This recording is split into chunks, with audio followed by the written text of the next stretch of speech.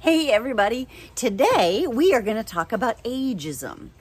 So, you've heard of sexism, feminism. What is ageism? Well, sexism, feminism, that's very specific to a group of people, but we all are dealing with ageism, right? Because every single day, as much as we fight it or don't want it, we're all getting a day older, a minute older. It's something none of us can escape. You know, it's been interesting for me in my life.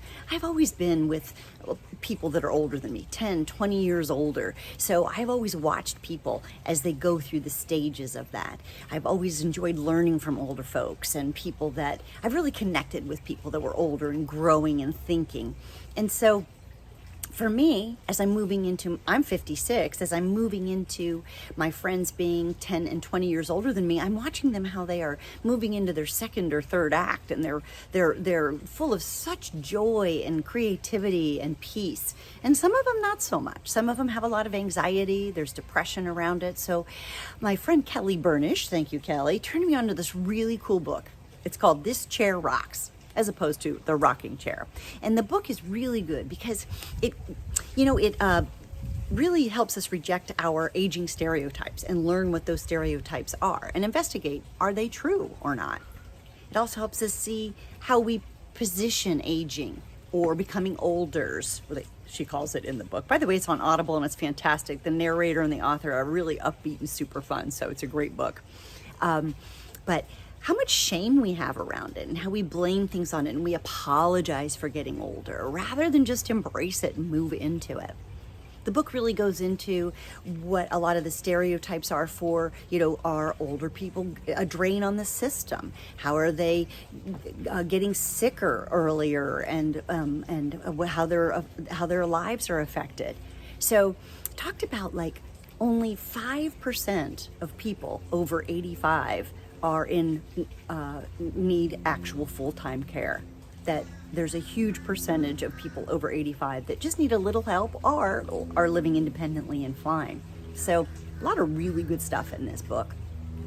I love the fact that it talked about we are old people in training, right? So we're learning to derail those shameful stereotypes. Also talked about the problemizing of aging. So we make things a problem that maybe aren't necessarily a problem. Like, oh my gosh, you hurt your knee, so it's all about aging. Well, your other knee is okay. So if it's really about aging, wouldn't both knees be a problem? So how we attribute so much to aging. Often we worry about memory loss. That's a huge thing. Memory, we have senior moments and those kind of things. But it's really too about the fact that as we get older, we tend to learn to use both sides of our brain. And we're in a different life stage of sifting through a lot more information when we answer a question or we consider answering a question or putting an opinion.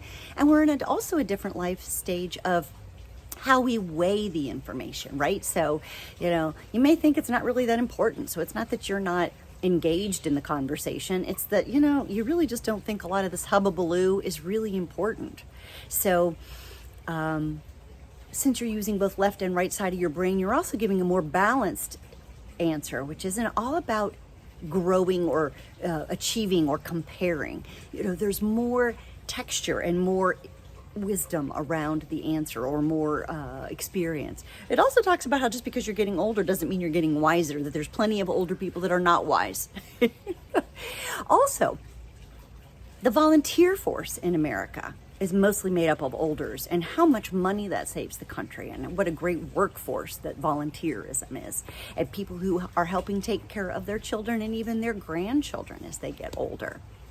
So it's really, really interesting to look at it in a really positive way and celebrate a lot of the really interesting things that come with getting older and also understanding the truths. So one of the things to be aware of if you are getting older and in a stage that you're having to pay attention, or people that you love, is older people don't always get the best medical health care as other people do because they blame so much of it on aging. Doctors tend to do that. So rather than look at you and your symptoms as a whole thing, they look at you as, oh, well, that's because you're getting older, and sometimes they miss things. So make sure you're a really good advocate for yourself and for others. So as we move into being olders together, because we're older than we were 5 minutes ago, I want you to remind you, if I went back, I wouldn't go back, but if I went back to being 40 years old, sure, there are a lot of really cool things about then, but I wouldn't have had all the experiences and the knowledge and the information and the things that have happened since then. So I would never go back, ever go back to that. And I just want to keep celebrating moving forward. And I hope you'll join me in the conversation about it. So, good book. This Chair Rocks. Don't forget to read it. Bye.